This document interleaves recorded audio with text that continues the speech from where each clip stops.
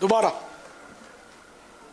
سوال دوبارہ یزیدی چلا۔ مدنی پھول عطا فرمائیے، حدیث پاک کا مفہوم ہے کہ مبارک ہے ان لوگوں کے لیے جو خیر کا سبب بنے، اور ان لوگوں کے لیے ہلاکت ہے جو برائی کے پھیلنے کا سبب بنے۔ تو یا سیدی، یہ سبب انسان کیسے بنتا ہے؟ یعنی خیر کا بھی سبب بنے تو اس کی کیا وجوہات ہیں، اور برائی کا سبب بنے تو اس کی کیا وجوہات ہیں؟ اچھا، پہلے تو وہ سوال کرنے والے کی خدمت میں عرض کر دوں، برا نہیں مانیے گا، وہ مسئلہ یہ کہ ہمارے یہاں مبلغین یہ کہتے ہیں کوئی مبلغ ہی ہوں گے، ورنہ عوام لفظ مفہوم نہیں بولتے۔ یہ مفہوم حدیث پاک کا بیان کرنا میرا آپ کا کام نہیں ہے، یہ مفہوم بھی بیان کرے گا محدث جو علم حدیث کا ماہر ہوگا۔ تو ہم لوگوں کے لیے تو یہی ہے کہ جو حدیث پاک لکھی گئی ہے نا، ایز اٹ از وہ دیکھ کر بیان کر دیں۔ ہمارے یہاں عام ہوتا ہے حدیث پاک کا مفہوم ہے، وہ آ رہی ہو، آپ کو کیا پتا مفہوم کیا ہوتا ہے؟ ترجمہ بھی خود اپنے سے جو علماء بھی کرتے ہیں، ہم تو ان سے بھی المدینۃ العلمیہ وغیرہ میں تو کبھی میں کئی بار میں پیغام دیتا ہوں ان کو، بھائی یہ کس حدیث کی شرح دیکھ کر آپ نے کیا شرح دیکھی ہے؟ یہ ترجمہ جو کیا ہے، شرح کے مطابق ترجمہ ہونا ضروری ہے۔ عربی جاننا قرآن کریم اور حدیث پاک سمجھنے کے لیے کافی نہیں ہے، یہ کان کھول کے سب بھی سن لیں۔ جس کو دیکھو آج مفسر بنا پھرتا ہے، جدھر تفسیریں چل رہی ہیں، حقیقت بولو تفسیر نانی ماں کا گھر نہیں ہے۔ یہ ہاں یہ ہو سکتا ہے البتہ اردو اچھی ہے، کچھ اچھی شدبد ہے، تو وہ کسی مفسر قرآن کی لکھی ہوئی تفسیر پڑھ کر سنا دے، چونکہ چنانچہ اب بھی نہیں کر سکتا اس کا مفہوم یہ ہے تو اس کے معنی یہ ہے تو اس کا مطلب یوں ہے، یہ نہ کرے۔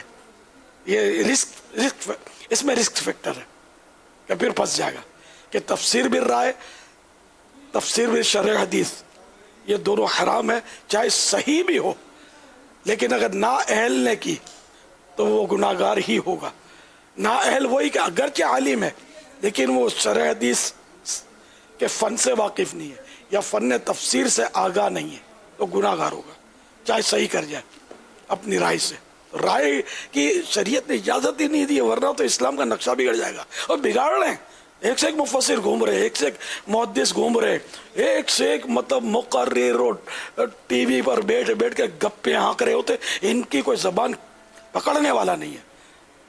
آیتوں کے مفہوم، حدیثوں کے مفاہیم اور مقاصد اور کیا کیا بول رہے ہوتے ہیں، اور عوام بیچارے ان کو اتنی معلومات ہوتی نہیں ہے، تو یہ آ جاتے ہیں کہ بھائی یہ فلاں تو بڑا اسلامک اسکالر ہے۔ ارے کیا دھول اسلامک اسکالر ہے، اس کو آتا جاتا ہے کیا؟ میں صحیح بولتا ہوں، اس کو پکڑے گا اہل علم ہوگا نا تو اس کو پکڑے گا، باقی عوام بیچارے نہ یہ اہل علم کے سامنے آ کر بیٹھے گا اور اس سے بات کرے گا۔ تو اس لیے وہ جو بھی ایسا کرتے بھی ہے اپنے طور پر اسلام کر رہے ہیں، وہ مہربانی کر کے صرف وہی بیان کرے۔ آپ کی آخرت کے لیے آپ کے آگے ہاتھ جوڑتا ہوں، جو ہمارے اکابرین، جو مفسرین، جو محدثین لکھ کر گئے، ان مستند علماء اور محدثین مفسرین نے جو کچھ بیان کیا، مہربانی کر کے عوام تک وہ پہنچائیں، اپنی من مانی تفسیریں مت کریں۔ ابھی آپ کے پاس زبان ہے، ابھی بولنا بھی آپ کو آتا ہے، لیکن ایک وقت آئے گا زبان بند ہو جائے گی، دوسرا وقت آئے گا قبر میں آپ کی زبان پر کیڑے چمٹ جائیں گے، یہ دھیان رکھنا۔ ہاں، یہ مجھے بھی ڈرنا چاہیے، آپ کو بھی ڈرنا چاہیے، سبھی کو ڈرنا چاہیے۔ ہم میں سے کوئی بھی مطلب اس سے بے خوف نہیں ہے۔ اللہ کی خفیہ تدبیر کس کے بارے میں کیا ہم تھوڑی جانتے ہیں۔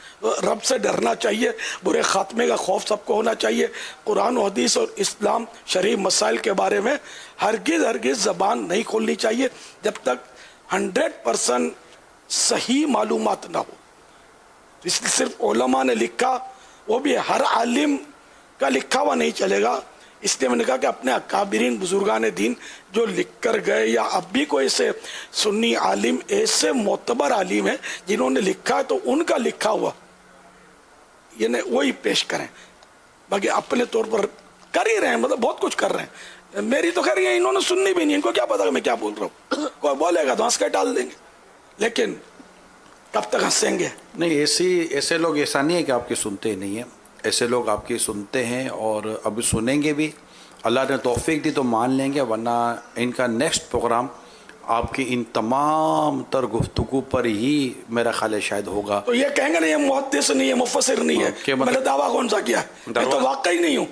جب بھی تو میں بھی دیکھ کے تفسیر یا عالم کی خدمت میں پیش کر حدیث بیان ہوئی ہے, آپ بتائیں. میں نے تو ابھی حدیث آئی نا, حالانکہ آسان الفاظ سے, اپنے اٹکل سے نہیں, یار اپنوں نے وہ شرح پڑھی بھی ہو تو مجھے یاد نہیں ہے. یہ مفتی صاحب بیٹھے ہوئے, یہ ہمارے یہ مفتی صاحب خصوصاً حدیث پر ان کی نظر اچھی ہے.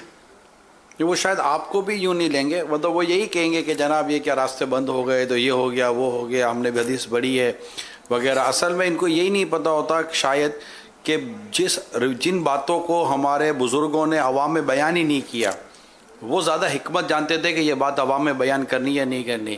اب ان کا نیا علم ہے, تجربات ان کو اتنا ہے نہیں, تو یہ وہ کھول کر بیان کر رہے ہوتے ہیں.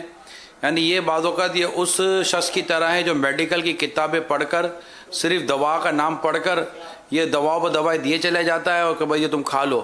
انہوں نے میڈیکل تو پراپر پڑھی نہیں کہ کس مریض کو کیا دوائی دینی ہے یا کس کا کیا علاج کرنا ہے. تو یہ ایسا طبقہ ہے جس کے بارے میں ابھی آپ کہہ رہے ہیں, لیکن سننا بند کر دینا. آپ نے تو کہا نا کہ چینل پہ, تو آپ چینل اب کہاں رہا, چینل تو پتہ نہیں ایسوں کو شاید بٹھائیں بھی نہیں, کئی چینل تو ایسے ہوں گے. اب تو ہو گیا سوشل میڈیا, ہو گیا فیس بک, اب ہو گیا دیگر یوٹیوب چینل. اب اس پر بیٹھ گئے اور اس پر بیٹھ کر آپ نے کہہ دیا. اب مشہور ہونے کے لیے تو کوئی مسئلہ ہی کوئی نہیں ہے نا. آپ مطلب مشہور ہونے کے لیے آپ گدھے کے لیے کوئی اچھا سا لفظ استعمال کرتے تو لوگ ہنسی کرتے کرتے آپ کی ویڈیو کو ٹھیک ٹھاک وائرل کر دیں گے کہ دیکھو گدھے کے بارے میں کتنی اچھی باتیں کہی ہیں اس نے. تھوڑے دنوں کے بعد جب اس کو لگے گا کہ میرے مطلب اتنے لائک ہو گئے تو یا اتنے ممبر بن گئے, تو پھر وہ اپنے گدھے کی بات کو تھوڑا رجوع کر لے گا. اتنے میں وہ گدھے پر بیٹھ کر کئی گھروں پہ پہنچ چکا ہوگا. تو بعض اوقات بڑے نالائق قسم کے لوگ ہیں, انہیں لائک نہ کیا کریں, ہماری نالائکی شروع ہو جائے گی. بلکہ نالائق آدمی بھی اگر لائک کو لائک کرے گا تو نالائکی ختم ہو سکتی ہے. بڑے بڑے لائق لوگ نالائق کو لائک کر دیتے ہیں تو ان کی لائق پن جو نا ختم ہو سکتا ہے, وہ بھی نالائق ہو جائیں گے. تو تمیز پیدا کریں کہ کون لائق ہے کون نالائق ہے, کس کو لائک کرنا ہے کس کو نالائق ہی رہنے دینا ہے. تو اس کے لیے دعا کرتے رہیں. تو جب سننے والے ختم ہو جائیں گے تو انشاءاللہ اس طرح کی چیزیں کرنے والے بھی ختم ہو جائیں گے. میں دیکھ رہا ہوں دوسرے کیمرے پر ماشاءاللہ ہمارے مفتی صاحب یوں تھوڑا ہل ول رہے ہیں, کچھ اس معاملے میں کچھ کہنا چاہیں گے, کچھ بولنا چاہیں گے. تو آپ بھی کچھ مطلب کہ لے لیں. لیکن یہ طبقہ ہے جو پھر اس طرح کی چیزیں لے لیتا ہے اور اس کو سمجھ اتنی پڑتی ہے نہیں. سننے والوں نے بھی ان کو عجیب و غریب کیا ہوا ہوتا ہے, تو نہ سنا کریں. اللہ ہدایت. جی صلو علی الحبیب صلی اللہ تعالی علی.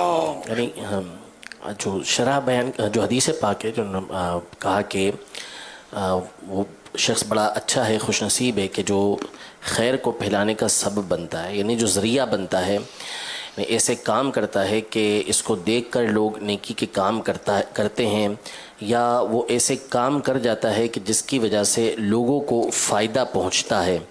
تو ایسا جو شخص ہوتا ہے وہ خوش نصیب ہے, اس کے لیے مبارکباد ہے.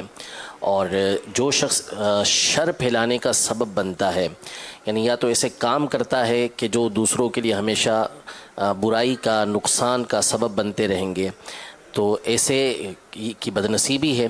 اور یا وہ خود ایسا شخص ہے کہ اس کو دیکھ کر لوگ پیروی کرتے ہیں اس کی, اور وہ برائی کے شر کے کام کرتا ہے, تو یوں وہ شر کا سبب بن جاتا ہے کہ اس کو دیکھ کر لوگ شر کے اندر پڑے, یا اس نے ایسے کام کیے کہ جس کی وجہ سے لوگوں کو شر پہنچا ہے.